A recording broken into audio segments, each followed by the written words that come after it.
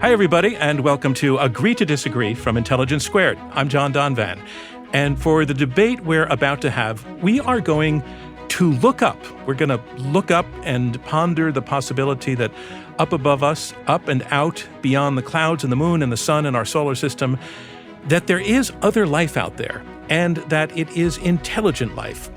And what we're going to debate is whether we should be investing energy and money and time in trying to discover that life, which in fact is something that's already happening. The search is on. And in the course of this program, we hope to learn the odds that there are extraterrestrials with intelligence out there. And we hope to learn the pros and the cons of looking for them and the pros and cons of actually finding them. Here's how we are framing the question, quite simply. Should we search for life in space? We are going to hear two answers to that question, a yes and a no, courtesy of two experts. Jill Cornell Tarter is an astronomer best known for her work on the search for extraterrestrial intelligence and a co-founder and former director of the Center for SETI Research. Paul M. Sutter is an astrophysicist at the Flatiron Institute. Jill and Paul, thanks so much for joining us on Agree to Disagree. Wow, thanks so much for having us and for this topic. And I'm very much looking forward to this discussion. Okay, so Jill Tarter, you go first on the question, should we search for life in space? Are you a yes or are you a no? Absolutely, yes. Okay, Paul Sutter, that means you're the no, but make it clear to us so we can make it official. On the question of should we search for life in space, are you a yes or a no? I am a no because I believe it is not a very fruitful question to ask. All right, an interesting starting point. So, Jill, you got off to a fast start in telling us about your enthusiasm for the search for intelligent life in space, but take a few minutes now and tell us why you're so passionate about the search. I think at this particular time in our history on this planet, it's very, very important to encourage people to have a cosmic perspective. And I think there's nothing that does that more than thinking about life beyond Earth and intelligent life beyond Earth. And why is a cosmic perspective a necessity? It's because we have all of these challenges on this planet with respect to having a long future, food insecurity, water insecurity, all kinds of political and, even war-like differences. And we're not going to be able to solve these challenges as nation states. We're going to have a global cooperative consensus about how to deal with these challenges. And I think that when we talk about life beyond Earth, particularly intelligent life, we're in fact holding up a mirror to all the people in the conversation. And that mirror shows us not that we are all different, but that we are really all fundamentally Earthlings. And we need this cosmic perspective to make us act like Earthlings, to cooperate in ways that we have traditionally not done. All right, a very interesting case made about perspective, cosmic perspective being involved in a benefit of searching for life out there beyond the stars. Paul Sutter, you are a no on the question of whether we should be searching for intelligent life in space. Why are you a no? I'd like to start off by saying I am a cosmologist, and I wholeheartedly agree with Dr. Tarter's statement that we should have a cosmic perspective, that we should look bigger than the Earth. We should look through the lens that we are one tiny little planet clinging to the life of, in the habitable zone of a star, that we should come together to solve our problems that face us as a global community, problems like climate change, and that we need to cooperate. We need to invest in a long-term future. And so that was very beautifully put, and I completely agree. I don't know, however, if the search for extraterrestrial life speaks directly or in isolation to those problems. There are other questions we can ask that offer us that cosmic perspective. We can investigate the origins of the solar system. We can investigate and search for non-intelligent life. We can study the Big Bang and the ultimate fate of the universe and how stars are born and cycle through generation after generation. There are so many beautiful, wonderful, powerful questions questions that confront us as curious, inquisitive humans that we are.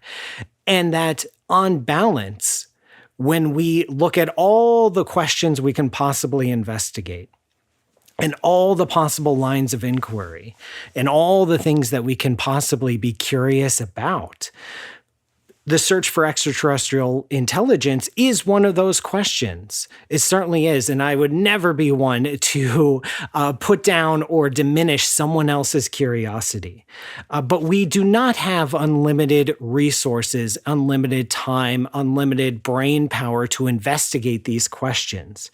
And so we have to take the question of, are we alone in the universe, which is a very powerful, moving question, and put it in context with the other questions that are equally as powerful and equally as moving, and decide with our precious resources that we have available in astronomy, how much should we devote to this question? So let me just stay with you for a moment longer, Paul.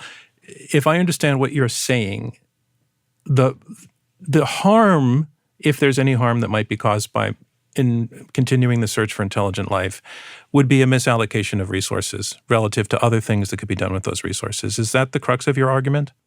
Yeah, that's the crux of one of my arguments, is there's an opportunity cost to searching for extraterrestrial life.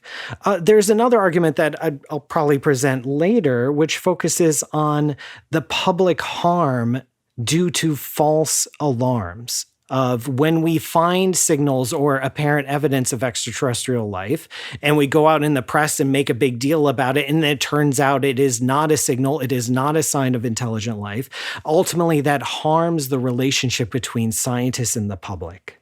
All right, Jill, let me bring it back to you. And what is this? What does the search involve now? What sorts of resources? And you've been involved in it for so long. And for folks who don't know, I mean, you are a giant in this field, and everybody who saw the film Contact back in the late 90s about Jodie Foster being involved in the search for intelligent life knows that you are a consultant on that film. You are highly, highly respected in this field, and obviously you're passionate about it. So there's probably nobody better equipped than you to tell us, how has that search been going? How is it financed? And then I'd like you to get to the question of the use of resources. The resources that are being spent are minimal. They are within the means of some of our most wealthy individuals, and that's how it's being funded this year and for the past few decades. We're talking about maybe spending $10 million a year. I think it's more like, I kind of have the feeling $10 billion a week to support something like the James Webb Space Telescope, which will show us all of these wonders that Paul has been talking about being interested in finding. But what the wonderful telescopes that are on the books or on the sky right now will tell us about is astrophysical phenomena. It won't tell us about whether there's any engineered phenomena out there. So we can make use of archival data from the astronomers' resources to try and look at a new way at that data to see if we can find some patterns that we don't think nature can produce. But in general, we have to build our own tools because we're looking for things that the astronomers are not looking for. And so $10 million a year seems to me like not an unreasonable investment. And if you asked me, well, what would I do with $100 million or $1 billion a year? I actually can't answer that question because our ability to search is limited by the physics that we currently understand. I mean, maybe we should be looking for zeta rays, but I don't know what a zeta ray is. We haven't yet discovered it. We need to stick around long enough to get smart enough to figure out that that's a viable method of transferring information over the vast distances between the stars. So this is a modest program. I think it should remain modest because we can't promise results. Right? We don't know the answer to the question. we may, in fact, be the only intelligent beings in the universe, in spite of the very large numbers that might argue otherwise. There's a paper in the past few years written by the folks from the Institute for the Future over in the UK, which looks at the various factors of the Drake equation, which really isn't an equation. It's just a way of organizing our ignorance. But there is a factor that says what fraction of all the potentially habitable planets actually develop life, and then go on to another fraction that says, and of that set, which go on to develop technology. But that F sub L, the fraction that develop life, when you do a literature study, you come up with, or the folks in the UK did, come up with the fact that in the literature, there are 120 orders of magnitude, not just a factor of 120, but 120 factors of 10 estimates of what that fraction might be. So it's a huge unknown, lots of people working on it. And I think that this really drives our association with the cosmos. Did what happened here happen somewhere else? Or did something else somewhere else happen to produce a result that is functionally equivalent and has the ability to communicate over large distances? So I really do think that we, at the base of all of this, is wondering how we fit in to the cosmos. We like to study, and we're interested in nothing more than we're interested in ourselves. And we'd like to know whether we are singular or normal, above average, below average. How do we fit into this cosmos? More from Intelligence Squared US when we return. Welcome back to Intelligence Squared US. Let's get back to our debate. Paul, what do you think, Paul, in terms of the odds that there is other life out there, other intelligent life out there? First, I'd like to say, if there are any wealthy individuals listening to this program that have a spare $10 million per year. Do you have a big enough question to answer? Well, the questions that I'm personally interested in are the nature of dark matter and dark energy and the ultimate fate of the universe, which to me is a very large question. And any scientist, not just astronomer, any scientist is going to be absolutely engrossed and fascinated by their particular curiosity, and their question will be gigantic to them because that's what they are passionate about. In terms of odds of are we alone, the real answer is, as Dr. Tarter mentioned, we don't know. We do not know. All the evidence we have so far says that we are alone, but we have not searched a lot. But we honestly don't know. And so the question becomes, this isn't the first year of SETI. This isn't the second year. This isn't the second decade or the third decade of SETI. In all these searches for extraterrestrial intelligences that are capable of communicating with us, we have to ask, what have we learned? Yeah, it's only $10 million a year, but that's small for astronomy or government grants, but it's large for me. It's not zero. And it is money that could have gone somewhere else. And so in these decades, in half a century of SETI, what have we learned? Have we put constraints on any of those parameters in the Drake equation through SETI research? Have we start to put probabilities and hard numbers? Have we approached a better understanding of the universe? Or have we come to the same conclusion year after year, which is it appears that we are alone? So, Paul, when SETI turned 50, more than a decade ago, I did a calculation that said, all right, what is the volume of phase space that we're trying to search, where we might find evidence of information being transmitted between the stars. And I said that was a 9-dimensional volume. Let me see if I can remember so 3 dimensions of space, 1 dimension of time, 2 senses of polarization, an unknown modulation scheme, and finally, we don't know how sensitive we need to be because we don't know if there is some evidence, how strong it is and how far away it is. So those 9 dimensions. And then I said, okay, I'm no good at 9-dimensional visualization. So let me make an analog and say the total volume that we might have to search in those 9 dimensions is equal to the volume of all the Earth's oceans. Right? I can visualize that.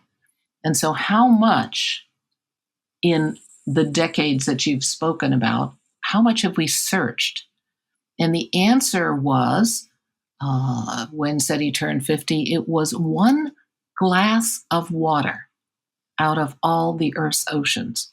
10 years later, students at Penn State redid this calculation. It was more like a small hot tub, mainly because our computing is getting so much better and faster. But I would claim that that's too little an effort to make any large, grand conclusions, and that there's a lot more searching to be done. And of course, that searching will get better and faster, mainly because of 2 things, continued advance in computing capability and the introduction of machine learning. So in the past, we've taken data, which has normally been voltage output as a function of time coming out of a radio telescope, and we've asked of that data, does this pattern or that pattern exist in the data? Now, with machine learning, we can think about simply asking not for specific patterns, but if there's any information content in that data. So I'm excited about those new possibilities. And I think that there is a lot more to be explored. Paul? I think I completely agree that the volume of the search space of the possibilities of intercepting a signal are enormous. But I think that's a detriment because then we have to ask, is this meager amount, only $10 million a year, is that sufficient funds to ever search through this space of possible signals to such a degree that we can come up with a satisfactory answer or even some constraints? And if the answer is no, we need a lot more money. We need $100 million. We need $1 billion a year in order to even attempt to answer this question in the next few decades. Then we do need to allocate serious resources to this. But if we're only going to allocate relatively minimal amounts of resources, then how could we ever hope to satisfactorily search that space and get an answer? We could spend 100 years, 1,000 years searching for possible signals and not find anything because we're not spending enough resources. So if we want to do it, we have to do it right, which means spending a lot more money than we are. Actually, I'm happy to spend more money, but I don't actually think that's the way to think about it. I think that what's going to happen in a decade or 100 years or 1,000 years is that we are going to understand the universe better. We are going to develop new ways of explaining the properties of the physical universe. And given that, we will have a better feeling for what is non-physical and what we might be discovering with our new tools and technologies. So I think that because we can't promise an answer, right? And the answer might be an unsatisfying no. We are in fact alone.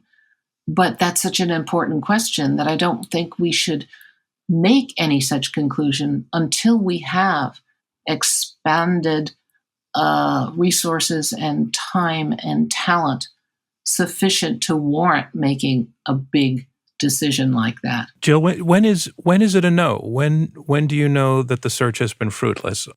When you can no longer convince folks to fund it, right? When you've just reached the end of people's ability to be interested and to decide that it's worth doing, right? Or you in fact find a yes as an answer. But if we're already in a world where people are struggling over resources, and there are, let's just talk in terms of if you run out of private funders, would the government be there when resources are needed increasingly for so many other things, and we're aware of not having sufficient funds for it?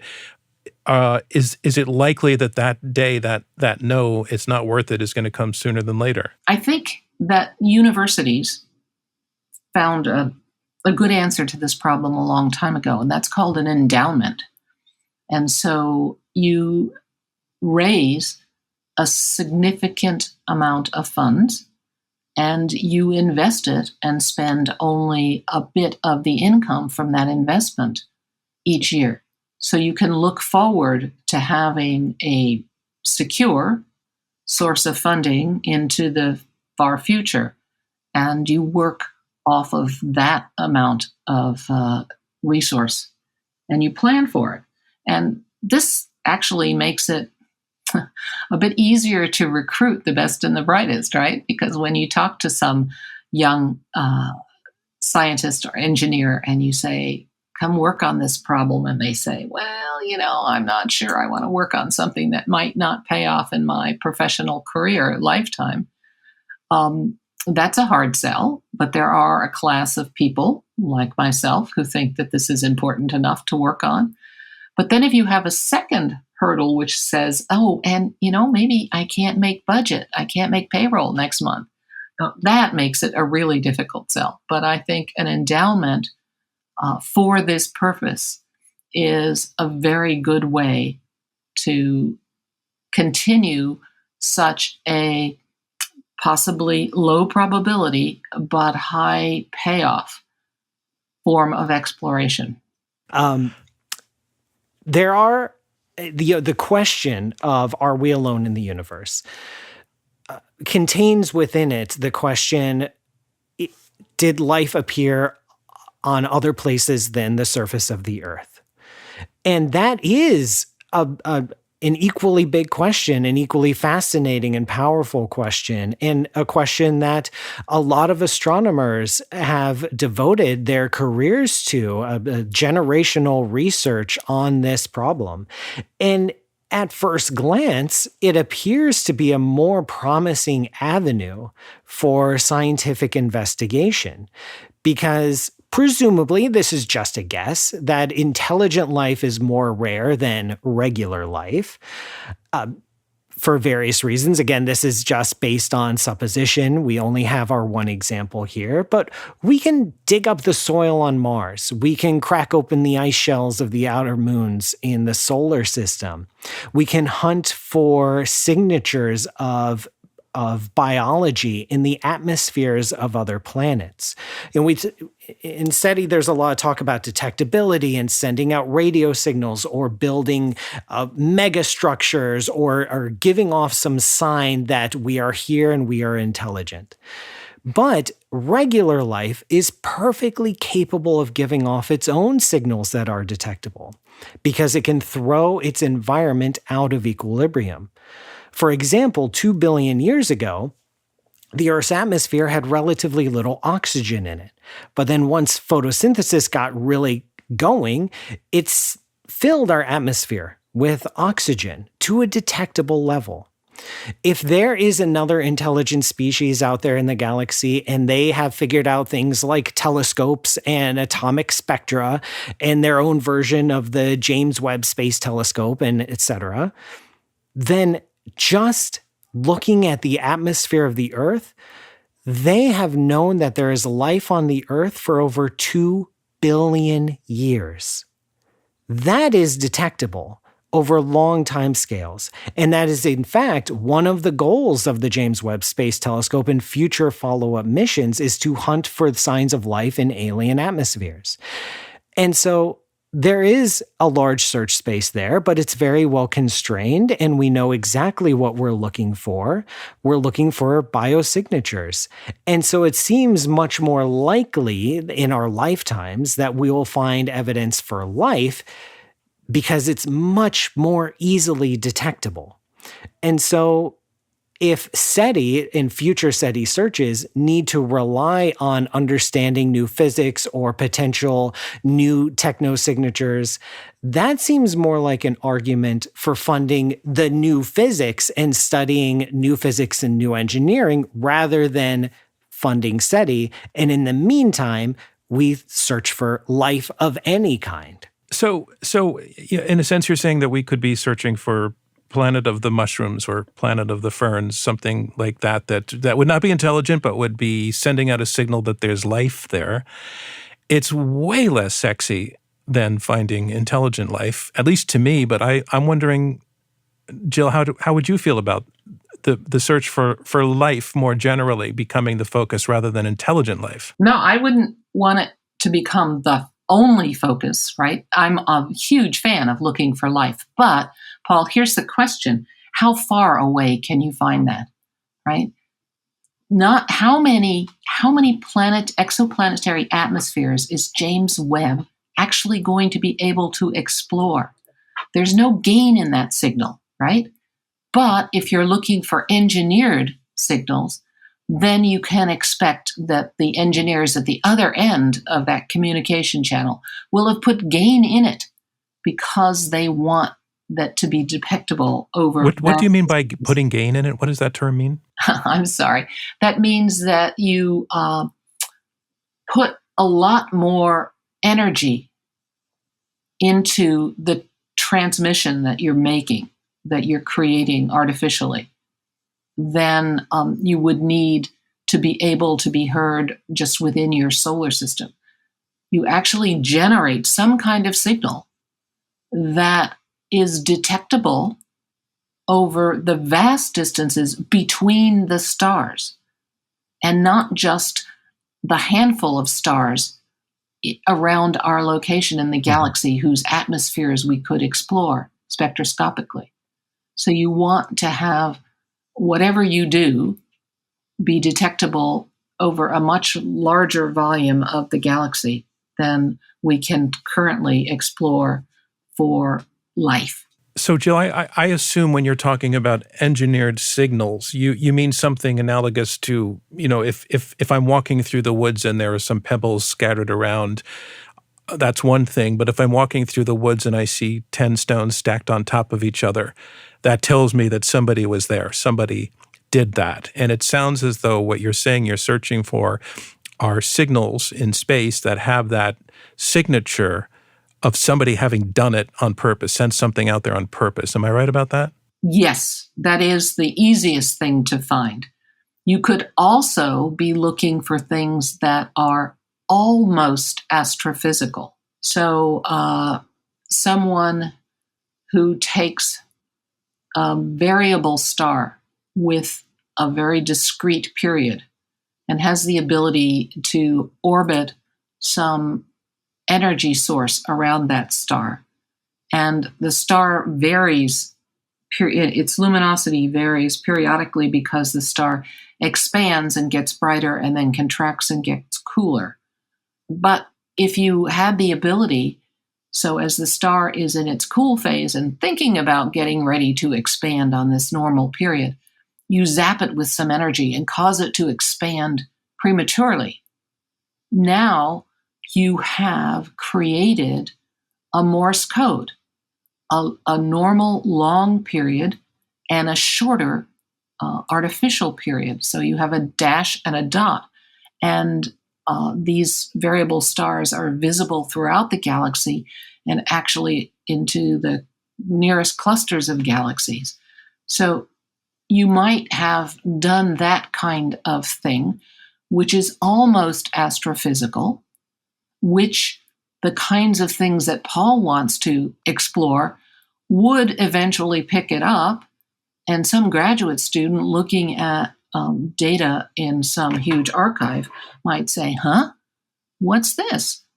Or you could have a pulsar, right? A rotating neutron star whose magnetic axis and rotational axis are misaligned.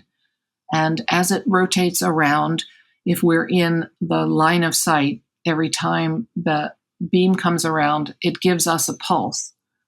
Right? So you could take and make an artificial pulsar. Now, the pulse goes from its normal period to a different period.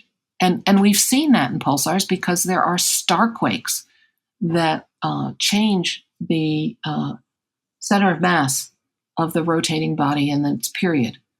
But what we've never seen is a pulsar that goes from one period to a second period and then back to the first. But you could do that with technology.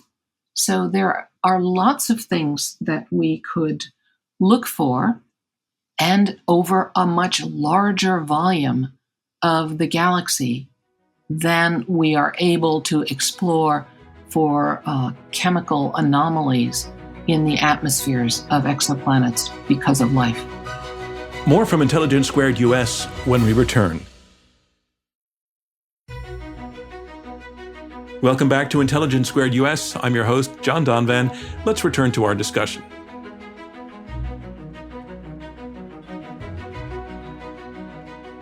So, in that volume with present-day technology, yes, we are searching a smaller volume, but our stakes are also much lower. If intelligent life is rarer than non-intelligent life, then you need the larger volume to go out and find the intelligent life because it's more unlikely for it to be close to you. But if the stakes are lower, if we're just searching for any kind of life, then we can have a smaller volume and still increase our odds of success because we have so many planets accessible to us within a few thousand light years. And even in our own solar system, there's liquid water in the icy moons of the outer planets. Liquid water, they might be homes for life right in our backyard. And all we have to do is send a probe over to check it out. And so the search space is much more promising. But when it comes to technosignatures, these manufactured technological signs of intelligence, there was one particular incident a few years ago where a graduate student studying some Kepler data found a star that had a very interesting light curve. It would get brighter and dimmer and brighter very suddenly and very irregularly. And some SETI astronomers proposed that this was a technosignature, that there was some megastructure orbiting that star that was blocking out the light as it orbited that star. This, as you might imagine, created a lot of interest, a lot of public discussion. It turned out it was just dust. I distinctly remember sitting in the journal club of my astronomy department at The Ohio State University, where I was at the time. And when these papers came out, we discussed it, and the astronomers in the room said, oh, it's just probably dust, because dust you can blame on 99% of your problems in astronomy. And it turned out to be dust. But in the meantime, a lot of people, a lot of the public, believed that we had found signs of extraterrestrial life and we had found evidence for technological civilizations. Jill, I want to understand something about the kinds of distances that we're talking about, and the possibility that if there are signals that are being sent deliberately or accidentally from intelligent civilizations elsewhere, that those civilizations are long gone. That, I look at, our just experience on Earth. We're out of sync with the Maya civilization, for example, in southern Mexico, had its heyday 1,500 to 2,000 years ago. We missed in terms of time. They were simultaneous with the Roman Empire, but they had a distance problem. But we have a time problem with the Roman Empire. We're out of sync with them. And I would imagine that if there's a civilization sending a signal that was sent 2,000 years ago, there are fairly good chances that civilization doesn't exist anymore. And what do you do with that fact? Well, think about the fact that it's not the longevity of the civilization that comes into this equation, but the longevity of the technology. We still make glass the same way the Romans made it. That technology has outlived the civilization that created. We have satellites, LEGO satellites, in orbit around the planet that will be there for millions of years, right? They may well outlive us. And so I did say that the temporal was one of the dimensions, the 9 dimensions of space that we have to search through.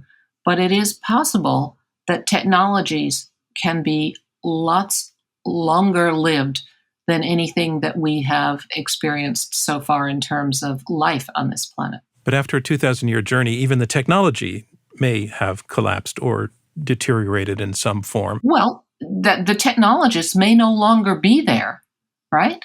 But you actually learn that at one time, or you infer at one time, there were technologists that did create that technology. So you do answer part of the question.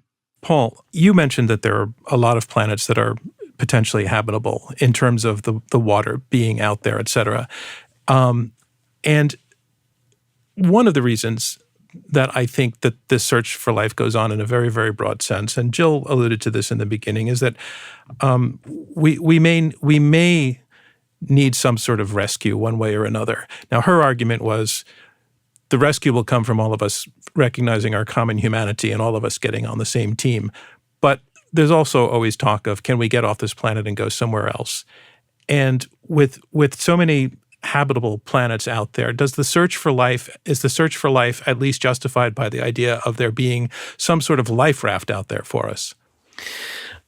Unfortunately, the universe is a very big place. The distances between stars are unfathomably enormous. We can write them down and we can say the numbers out loud. The next nearest star is about 4 light years away. That doesn't communicate truly how far away that star is, how far away Proxima Centauri is. The distances between stars and the energy needed to travel among the stars is so great and so vast that even if we were to detect a habitable world within, say, 100 light years, the amount of energy and technological sophistication and sheer dumb luck it would take to actually even send a tiny little spacecraft there is beyond even reasonable projections of our technological progress. The universe is a big place, and I personally believe this is based on no scientific evidence whatsoever, that we are not alone in the universe. The universe is a large place, and that there are probably other intelligent critters maybe having their own debate right now on their own radio show. But the universe is so big that we are effectively alone. And our planet, it really is the only option. There is no planet B. That's another great joke. Thank you. The conditions, the odds are that the conditions for life are decent enough that there should be other life, and there should potentially also be other intelligent life, and yet so far zilch in terms of real results. And there was, in fact, it was the conclusion of a study done by Oxford University's Future of Humanity Institute basically made that argument. And they were focusing on what's called the Fermi paradox, which basically makes that point. Like, where is everybody if the odds are out there for there to be life? We should have found it by now. We should have seen signals by now. The universe should be teeming with such signals. And that seems, Jill, often to be raised as a challenge to your argument. So I'd like you to take that on.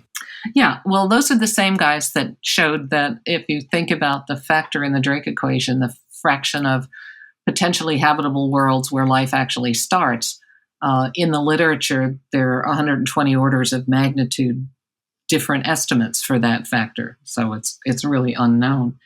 I think that, again, I go back to this having searched a hot tub's worth of water out of an ocean, of the Earth's oceans. We just really haven't looked. And we don't really yet understand how life could be different than all life as we know it. So I used to argue that we wouldn't be able to tease out from the biology that we know what is necessary for life versus what is just contingent in the way it happened here. But this whole new field of synthetic biology in the laboratory, I think, might give us a handle on that problem. I used to say we'd have to find a second example of biology in order to decide what was necessary versus what's contingent. But laboratory synthetic biology may help us to understand and then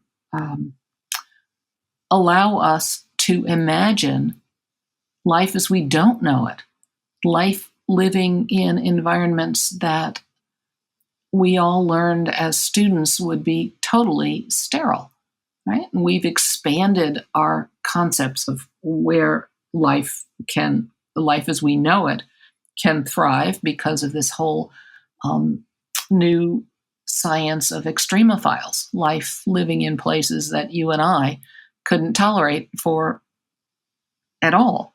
Yeah, that's an interesting point, Paul, that when we're looking for life, we tend to be, we've already talked about water. Well, we need water, so that makes sense to us that life needs water, but could there not be life out there that doesn't need water and that doesn't need oxygen and that has some other functioning system, and therefore the searching for life in the way that you're talking about it might turn up some kinds of life, but we might be missing other kinds of life?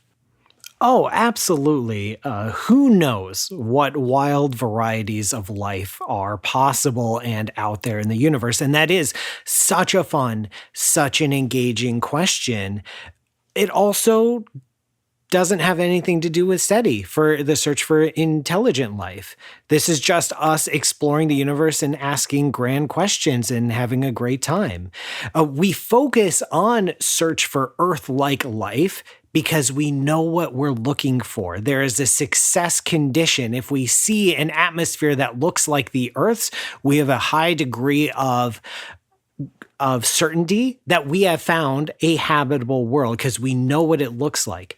But if you broaden the search too much to any kind of life or any kind of signal or any kind of sign, then the search is so broad and the space is so enormous that you don't know if you'll ever succeed, and you don't know if you've already succeeded in the past because you've looked it over. So by constraining our answers and limiting our focus, we know when we get the right answer. And that's actually a big bonus rather than a detriment. Actually, I think that I would argue the opposite, that that's a source of ambiguity, right? I guess my most recent example would be the claim that we had found phosphine in the cloud layers of Venus. And at least on Earth, all production of phosphine requires biology, right? It's biologically mediated. Well, it turned out it was a single line identification, wrong molecule. It's probably SO2 rather than phosphine. But there's a lot of ambiguity in the search for biosignatures. Perhaps there would be less ambiguity if you're looking for something that's obviously engineered. Jill, when the day comes in your lifetime that an unambiguous signal is discovered from space, pointing unambiguously to intelligent life, what changes? What changes for you? Oh, well, I think everything changes, right? We now have a new way of viewing ourselves in a new context. And I think it will change philosophy. It may change some religions. It will certainly encourage us to build tools for scientific exploration that can find other examples.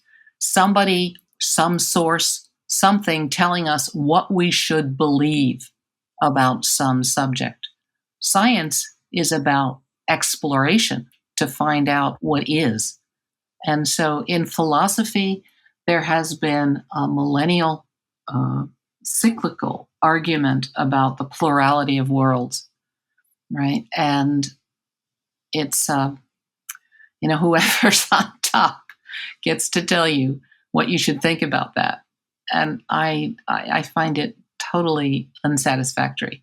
So if we were to detect evidence of someone else's technology, then we would get into philosophical questions about, is their God the same as our God, right? And it's, I'm not a philosopher. You can see I don't have a lot of empathy for that approach to trying to understand the universe we live in. But what would be the implication, do you think, for our self-perception if we learned that, after several millennia of considering ourselves kind of top of the food chain, top of the process of development of life on this planet, that in the universe, somebody's doing way better than we are in terms of sophistication and intelligence and technology, that they're better, they're stronger, they're faster, and we're not the king of the hill.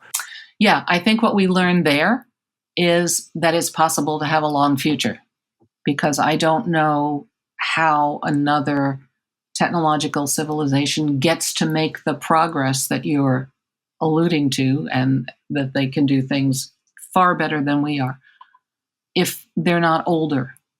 And so I think that learning that there is someone who's made it through this technological adolescence, that stage that we find ourselves in, is hopeful, because even if they don't tell us how to do it, the fact that they exist is a proof of the fact that it is possible to get there, and we have to figure it out. So I take that all as hopeful. Okay. And Paul, I want to give you the last word. Any final thought on this? I think the search for, or the question of, are we alone in the universe, is a powerful question. It is a beautiful question. And like I said at the beginning, I would never, ever tell someone not to follow their curiosity, because that is at the heart of science and the heart of philosophy and the heart of humanity. But we are surrounded by questions. We are surrounded by a universe that we do not understand. And there are many more other powerful, other beautiful questions that we can ask and we can inquire about. And I wish we had, as scientists, infinite money and infinite resources so that we could pursue every question that comes into our hearts and into our minds. That would be wonderful. But we don't. Astronomy does not have enormous amounts of funding compared to other avenues of science, and certainly not compared to, say, overall federal budgets. So we do have to decide what we do with our limited resources. We do have to decide what we want to investigate. What is the most promising avenues for success, for learning about these universes? How do we balance all these thousands of astronomers with their individual burning questions that keep them up at night and that makes them want to show up day after day after day to their laboratories or their chalkboards or their observatories? And the search for extraterrestrial intelligence can certainly come into that discussion, of course. But ultimately, we need to balance it against everything else we want to know about the universe. All right, Paul Sutter and Jill Tarter, thank you so much for joining us to discuss and debate the question of whether we should be searching for life in space. We've really appreciated having you on Agree to Disagree. Thank you so much. It's been a pleasure. And I'm John Donvan. We will see you next time. And the conversation you just heard perfectly captures why we do this. You know how discourse happens these days in our culture. It is pretty broken. And it's why it is so refreshing, but also unusual to hear two people who disagree about something actually be able to converse civilly and rationally and explain things and shed light and not just blow smoke. And we know from so many of you that's exactly why you listen to our programs, and why I would like to remind you that as you turn to us for that, we turn to you for support, because we are a nonprofit and it's contributions from listeners like you that keep us going. So please consider sending us $1 or $2 or $10 or $50, whatever you can handle, whatever works. And that'll give you a stake in what we're doing here each week. And it will mean that we are here next week and beyond that. So thanks so much. Once again, I'm John Donvan, and we'll see you next time.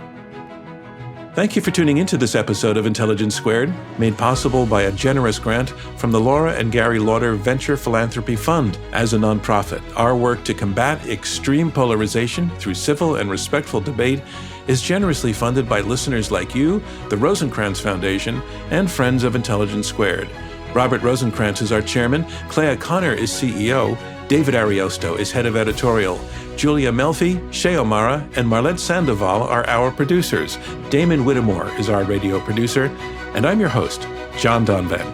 We'll see you next time.